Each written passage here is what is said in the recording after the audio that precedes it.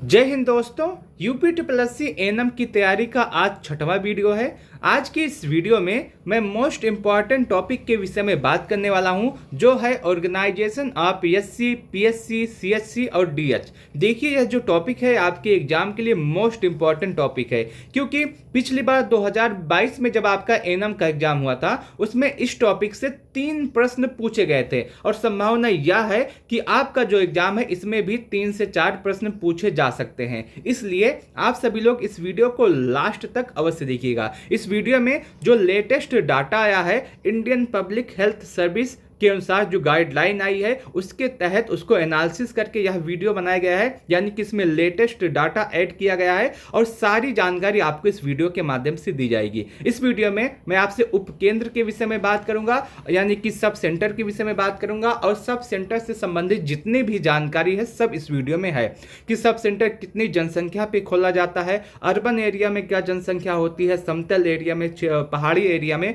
उसके साथ साथ स्टाफ कितने होते हैं, ये सभी जानकारी आपको इस वीडियो में मिलने वाली है। तो आप सभी लोग इस वीडियो को लास्ट तक अवश्य देखिएगा। यदि आपको यह वीडियो अच्छा लगे तो आप सभी लोग इस वीडियो को लाइक कर सकते हैं, अपने दोस्तों के साथ इस वीडियो को शेयर करना ना भूलें। देखिए, आप देख रहे होंगे यहाँ पे आपके सामने 4 शब्द लिखे हुए हैं। एक आपका एससी लिखा हुआ है, एक आपका पीएचसी लिखा हुआ है, एक आपका सीएससी लिखा हुआ है, एक आपका डीएच लिखा हुआ है। सबसे पहले हम समझते हैं ये होता क्या है, इसका मतलब क्या होता है, इसका फुल फॉर्म क्या होता है। सारी चीजें आपको इस वीडियो में बताई जाएंगी। सबसे पहले आपके सामने लिखा हुआ है एससी। देखिए, एससी जो होता है वो होता है सब सेंटर। सब सेंटर का हिंदी में मतलब है उपकेंद्र। उसके बाद पीएचसी है। पीएचसी का जो मतलब होता है प्राइमरी हेल्थ सेंटर, यानी कि प्राथमिक स्वास्थ्य केंद्र होता है।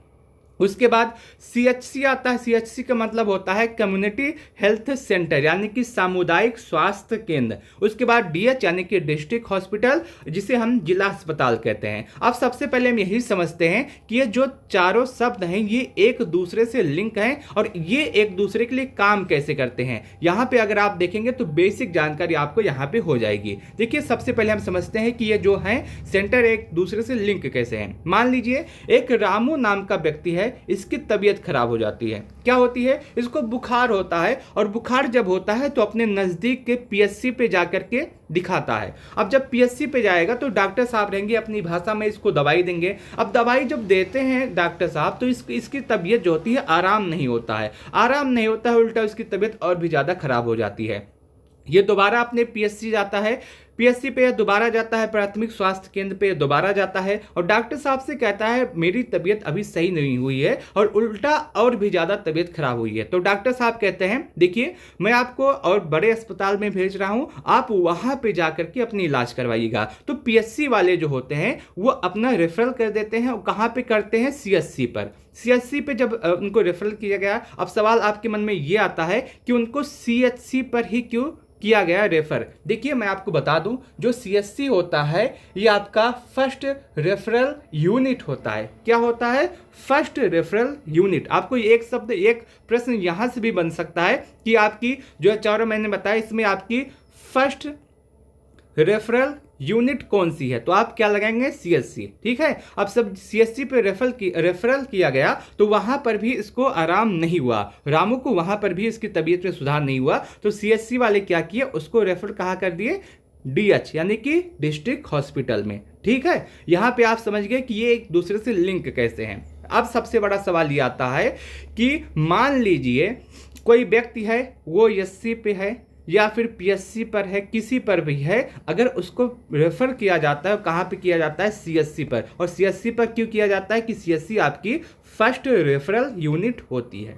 ठीक है। अब समझते हैं आपका पूरा प्रोसेस कि बनाया क्यों गया है, इसके लाभ क्या हैं और ये क्यों काम करता है। यहाँ पे हम यहाँ से समझने का प्रयास करते हैं।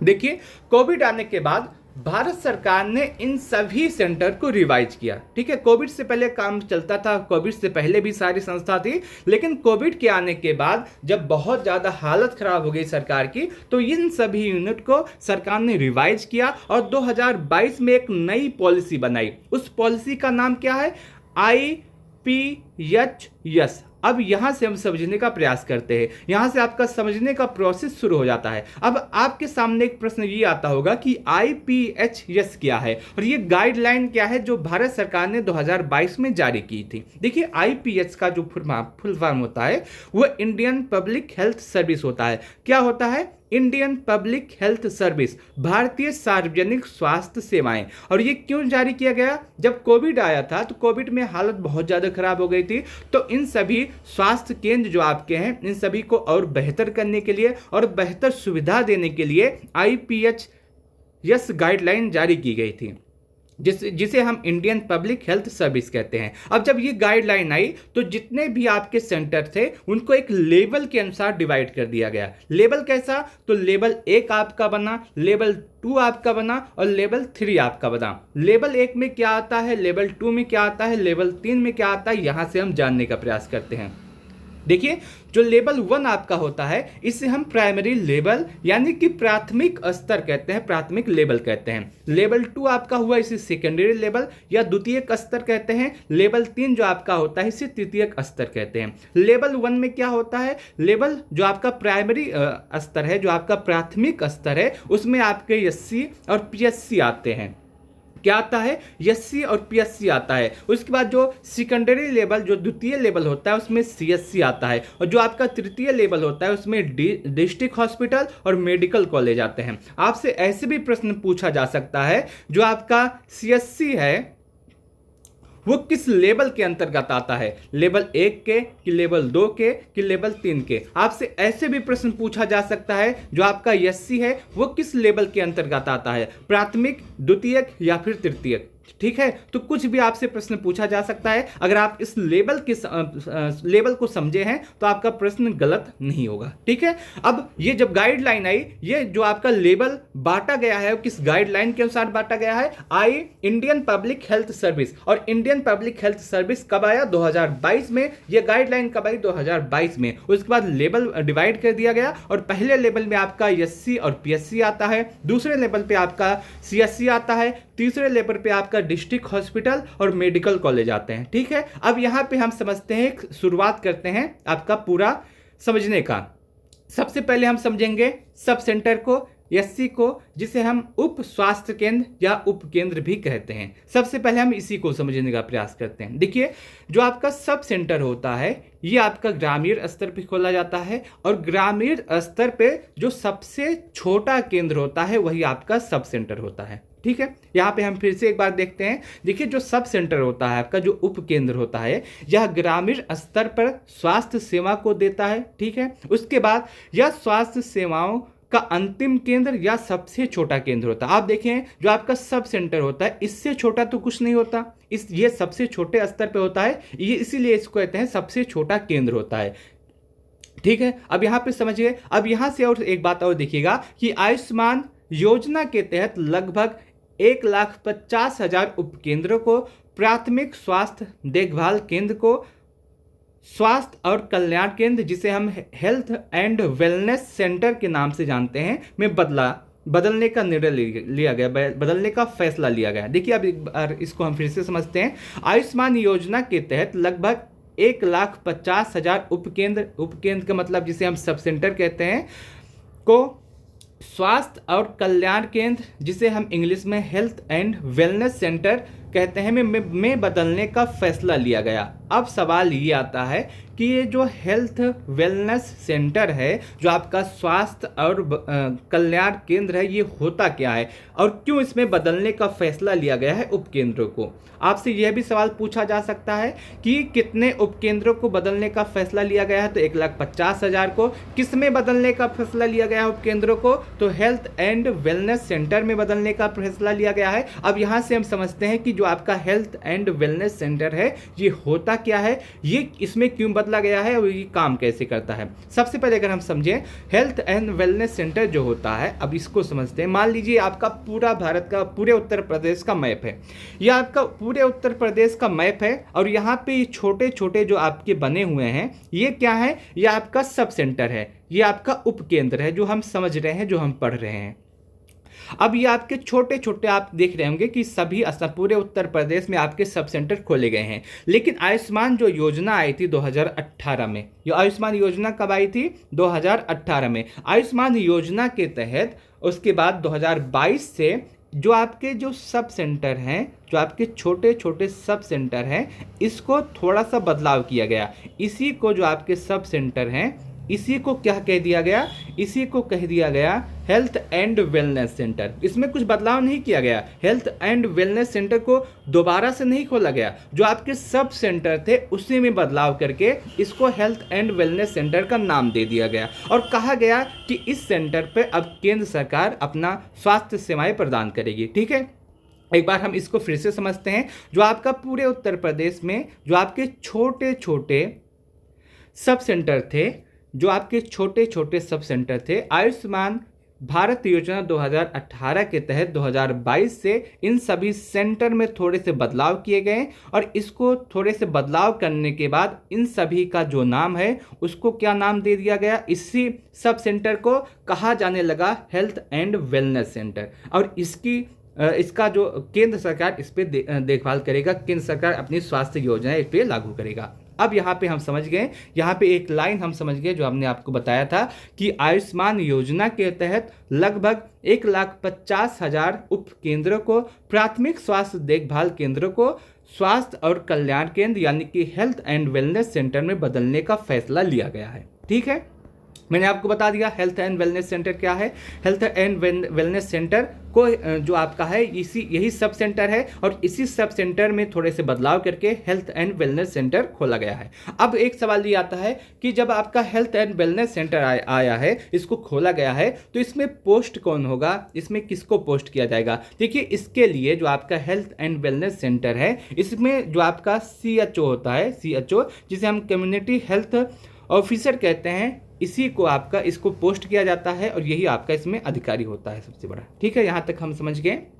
अब हम समझते हैं कि जो आपका सब सेंटर है वो कितनी पॉपुलेशन पे खोला जाएगा और उसके बाद इसमें स्टाफ कौन कौन से होंगे। देखिए, अगर हम ओपन करने की बात की जाए कि कितने जनसंख्या पे सब सेंटर खोला जाता है, उसको हम समझते हैं। देखिए, सब सेंटर की अगर हम बात करते हैं और इसके पॉपुलेशन की बात करते हैं, देखिए जो सब सेंटर होता है वो 2 कैटेगरी इसमें है। एक आपका समतल स्तर पे जो आपका मैदानी भाग है, एक आपका पहाड़ी क्षेत्र पर जहाँ पे बहुत ज़्यादा पहाड़ हैं। देखिए, जो समतल क्षेत्र होते हैं, मान लीजिए जैसे आपका उत्तर प्रदेश हुआ, जिस उत्तर प्रदेश में अगर हम बात करें जैसे लखनऊ हुआ, यह समतल क्षेत्र है। और उसके बाद अगर पहाड़ी क्षेत्र की बात करें, जैसे आपका हिमाचल प्रदेश हुआ, जम्मू कश्मीर हुआ, ये आपके पहाड़ी क्षेत्र हैं। तो यहाँ पे दोनों स्थान पे जो आपकी इसमें जनसंख्या है ओपन करने की वो अलग अलग होती है। जैसे आपका जो समतल क्षेत्र है, जैसे आपका उत्तर प्रदेश हुआ, इसमें अगर 5,000 जनसंख्या है तो उस पर एक आपका सब सेंटर खोला जाएगा। लेकिन जो पहाड़ी क्षेत्र है उस पर आपके 3,000 जनसंख्या पे आपका सब सेंटर खोला जाएगा। ठीक है, यहाँ से आप बात समझ गए। एक बार इसको फिर से समझिएगा कि जो सब सेंटर खोला जाता है वो समतल क्षेत्र और पहाड़ी क्षेत्र पे अलग अलग जनसंख्या के लिए ओपन किया जाता है। समतल क्षेत्र की जो जनसंख्या होती है वो आपकी 5,000 पे होती है और जो पहाड़ी क्षेत्र की जनसंख्या होती है वो 3,000 पे होती है। ठीक है, यहाँ से आप बात समझ गए। अब आगे बढ़ते हैं, इसमें स्टाफ की बात करते हैं कि स्टाफ कौन कौन से होते हैं। देखिए, स्टाफ की अगर हम बात करें तो मैंने आपको अभी बताया, एक आपका हेल्थ एंड वेलनेस सेंटर होता है, एक आपका सब सेंटर होता है। जब हेल्थ एंड वेलनेस सेंटर को ओपन किया गया है तो जाहिर सी बात है इसमें कुछ अलग अलग स्टाफ होंगे, इसमें कुछ बेहतर के लिए स्टाफ होंगे क्योंकि यह केंद्र सरकार की तरफ से देखभाल इसमें की जाती है। तो जाहिर सी बात है कि इसमें बेहतर सुविधा आपको दी जाएगी। और जो सब सेंटर है इसमें भी आपके स्टाफ कुछ ना कुछ होंगे। तो दोनों स्टाफ के विषय में हम बात करते हैं। सबसे पहले हम सब सेंटर के विषय में बात करते हैं। जो आपका सब सेंटर होता है इसमें मुख्यतः 2 स्टाफ होते हैं। कौन कौन से होते हैं? एक आपका एएनएम होता है और एक आपका MPW यानी कि जिसे हम मल्टीपर्पज हेल्थ वर्कर कहते हैं, मल्टीपर्पज हेल्थ वर्कर फीमेल, इसमें एक स्टाफ ये होता है। तो सब सेंटर जो होता है उसमें 2 स्टाफ होते हैं, एक आपका एनएम होता है और एक आपका multipurpose health worker female, 2 staff इसमें सब सेंटर में होते हैं। उसके बाद अब आता है हेल्थ एंड वेलनेस सेंटर। अगर हेल्थ एंड वेलनेस सेंटर की बात करें तो इसको 2 भागों में डिवाइड किया गया है, एक आपका शहरी के लिए हेल्थ एंड वेलनेस सेंटर, एक आपका ग्रामीण के लिए हेल्थ एंड वेलनेस सेंटर। देखिए जो शहरी है उसको अर्बन हेल्थ वेलनेस सेंटर कहा जाता है और जो ग्रामीण है उसको rural health and wellness centre कहा जाता है। अब सबसे पहले हम देखते हैं अर्बन के विषय में।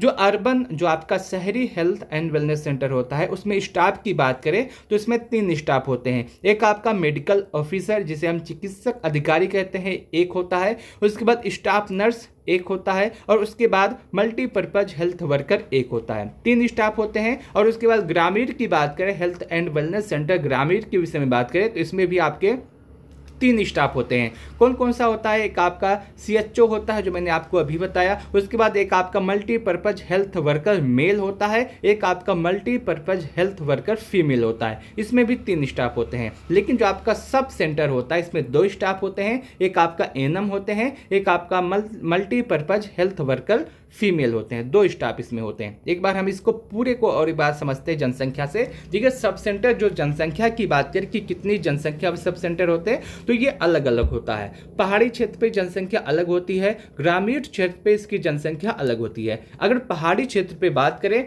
तो 3000 पे आपकी होता है एक सब सेंटर और समतल की बात करें तो 5000 पे सब सेंटर होता है। उसके बाद स्टाफ की बात करें तो स्टाफ आपका अलग अलग होता है। हेल्थ एंड वेलनेस सेंटर का स्टाफ अलग होगा, सब सेंटर का स्टाफ अलग होगा। सबसे पहले हम सब सेंटर की बात करें तो सब सेंटर में अगर हम देखें तो 2 स्टाफ होते हैं, एक आपका एनएम होता है जो आपकी वैकेंसी है और दूसरा आपका मल्टीपर्पज हेल्थ वर्कर फीमेल होता है। वही हेल्थ एंड वेलनेस सेंटर की बात करें तो इसमें आपके 2 होते हैं, एक आपका शहरी हेल्थ एंड वेलनेस सेंटर, एक आपका ग्रामीण हेल्थ एंड वेलनेस सेंटर। सबसे पहले शहरी की बात करते हैं तो शहरी जो आपका हेल्थ एंड वेलनेस सेंटर होता है उसमें 3 स्टाफ होते हैं, एक आपका मेडिकल ऑफिसर चिकित्सा अधिकारी जिसे हम कहते हैं, एक आपका स्टाफ नर्स एक होता है और आपका एक मल्टीपर्पज हेल्थ वर्कर एक होता है। वहीं ग्रामीण की बात करें तो इसमें आपका सीएचओ एक होता है, उसके बाद मल्टीपर्पज हेल्थ वर्कर मेल एक होता है और मल्टीपर्पज हेल्थ वर्कर फीमेल एक होता है। ठीक है, यहाँ से आप पूरी बात समझ गए हैं। और एक इम्पॉर्टेंट बात और यहाँ पे आप नोट कर लीजिएगा या आप इस पे स्टार लगा लीजिए, मोस्ट इम्पॉर्टेंट यहाँ पे ये टॉपिक है,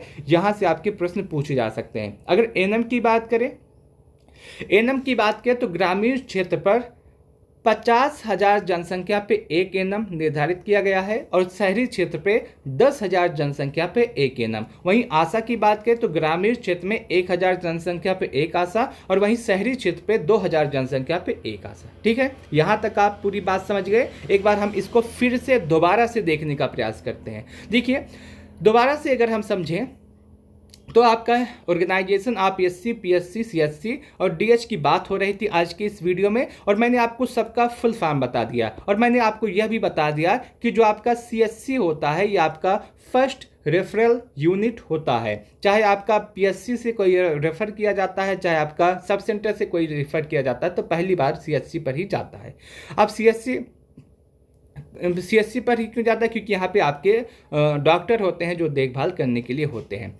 पीएससी का जो फुल फॉर्म है प्राइमरी हेल्थ सेंटर है, सीएससी का कम्युनिटी हेल्थ सेंटर है और डिस्ट्रिक्ट हॉस्पिटल आपकी बात होता है। उसके बाद आपका आया था एक गाइडलाइन जिसे हम इंडियन पब्लिक हेल्थ सर्विस कहते हैं। 2022 में यह गाइडलाइन जारी की गई थी और 2022 में जब यह गाइडलाइन आया था तो सभी सेंटर को अलग अलग लेवल में डिवाइड कर दिया गया। लेवल 1 में आपका एससी और पीएससी आते थे, लेवल 2 में आपका सीएससी और लेवल 3 में आपका डिस्ट्रिक्ट हॉस्पिटल और मेडिकल कॉलेज आते थे। अब सब सेंटर के विषय में हमने जानने का प्रयास किया था तो सब सेंटर में मैंने आपको बताया था ये ग्रामीण स्तर का स्वास्थ्य सेवाओं को देता है और इसके साथ साथ ये जो होता है स्वास्थ्य सेवाओं का अंतिम केंद्र या फिर सबसे छोटा केंद्र होता है। क्योंकि आप स्वतः ही देखिए कि सब सेंटर से नीचे कुछ भी नहीं होता है, जो भी होता है सब सेंटर से पहले होता है। सब सेंटर से ऊपर आपके सीएससी होते हैं, पीएससी होते हैं, डिस्ट्रिक्ट हॉस्पिटल होते हैं, मेडिकल कॉलेज होते हैं, इसके ऊपर होते हैं, इससे नीचे कुछ भी नहीं होता है। और उसके साथ साथ आयुष्मान योजना के तहत लगभग 1,50,000 उपकेंद्रों को हेल्थ एंड वेलनेस सेंटर में बदलने का फैसला लिया गया था। अब हेल्थ एंड वेलनेस सेंटर क्या है और इसको क्यों खोला गया, यहाँ से हमने बताया कि हेल्थ और वेलनेस जो सेंटर है कुछ अलग से नहीं है, जो आपका उपकेंद्र है इसी में कुछ बदलाव करके आपके हेल्थ एंड वेलनेस सेंटर इसका नाम दिया गया था। और हेल्थ और वेलनेस सेंटर पे एक ऑफिसर है जिसका नाम कम्युनिटी हेल्थ ऑफिसर रखा गया था और ये केंद्र सरकार की देखरेख में ही काम करेगा। सब सेंटर में मैंने बताया कि आपका कितनी जनसंख्या में ओपन किया जाएगा, तो सब सेंटर में 2 स्तर हैं, एक आपका समतल क्षेत्र, एक आपका पहाड़ी क्षेत्र। समतल क्षेत्र पे 5,000 की जनसंख्या पे, पहाड़ी क्षेत्र पे 3,000 की जनसंख्या पे। स्टाफ के विषय में बता दिया मैंने, सब सेंटर पे 2 स्टाफ, एएनएम और मल्टीपर्पज हेल्थ वर्कर फीमेल। ठीक है, यहाँ पे आप पूरा पीडीएफ देख सकते हैं और मैंने उसके साथ साथ ये भी बता दिया, तो आप यहाँ से देख सकते हैं। अब दूसरी बात मैं आपको बता दूं कि आप यदि इस पूरे क्लास का पीडीएफ लेना चाहते हैं, पीडीएफ प्राप्त करना चाहते हैं, तो आप हमारे टेलीग्राम चैनल से जुड़ सकते हैं, जिसका लिंक आपको डिस्क्रिप्शन बॉक्स में, उसके साथ साथ कमेंट बॉक्स में मिल जाएगा। अगर आपको टेलीग्राम चैनल का लिंक नहीं मिलता है तो आप हमारे 90 26 92 73 15 पे मैसेज कर सकते हैं। उसके साथ साथ आप हमारी इस यूपी एग्जाम्स यूट्यूब चैनल को भी सब्सक्राइब कर सकते हैं। इस चैनल के माध्यम से आपको पूरा एएनएम का पूरा कोर्स फ्री में इसी यूट्यूब चैनल पे कवर कराया जाएगा। और उसके साथ साथ मैं आपको बता दूं, जो आपका ये टेलीग्राम चैनल है, आज आपका यह वीडियो चला, ये वीडियो आपको मिलता है 11 बजे, ये वीडियो आपको मिलता है 11 बजे, ये वीडियो आपको दिया गया। अब इस वीडियो में जितने भी जानकारी दी गई है आपको, जितने भी इम्पॉर्टेंट फैक्ट हैं, उन सभी का जो प्रैक्टिस सेट है वो आपको 8 PM पे टेलीग्राम चैनल पे दिया जाता है। कहाँ पे दिया जाता है? टेलीग्राम चैनल पे। तो आप टेलीग्राम चैनल को अवश्य ज्वाइन कीजिएगा, क्योंकि 11 बजे जो आपका क्लास आता है उससे संबंधित जितने भी इंपॉर्टेंट क्वेश्चन हैं वो 8 PM पर आपको टेलीग्राम चैनल पर ही दिए जाते हैं। तो वहाँ से आप सारे प्रश्नों को हल कर सकते हैं। ठीक है, और उसके साथ साथ मैं आपको बता दूँ कि इस चैनल के माध्यम से आपको पूरा फ्री कोर्स कवर कराया जाएगा। अब आपसे कुछ सवाल मैं पूछना चाहता हूँ। सवाल सबसे पहले आपका ये है कि जो आपका एससी है इसका फुल फॉर्म क्या है, जो आपका पीएससी है, जो आपका सीएससी है, जो और डीएच है, ये 4 हैं। आपको इन चारों का फुल फॉर्म बताना है। मैंने आज तक जितने भी सवाल पूछे हैं आप सब ने बहुत ही अच्छे से जवाब दिया है, तो आगे भी आप इसका जवाब ऐसे ही देते रहिएगा। सबसे पहले आपको चारों का फुल फॉर्म बताना है। उसके बाद आपका आता है कि मैंने आपको बताया आयुष्मान भारत योजना के विषय में, तो ये कब शुरू हुआ था? हेल्थ सर्विस, IPHS का फुल फॉर्म, और ये कब आया?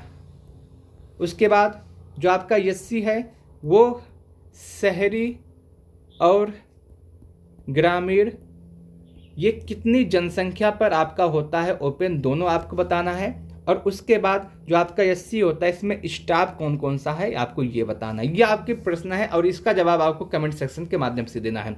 सबसे पहला सवाल ये है कि एससी, पीएससी, सीएससी, डीएच का आपको फुल फॉर्म बताना है। उसके बाद जो आयुष्मान भारत योजना है ये कब आया था, और जो आपका इंडियन पब्लिक हेल्थ सर्विस है इसका फुल फॉर्म क्या है और कब ये आपका शुरू हुआ था।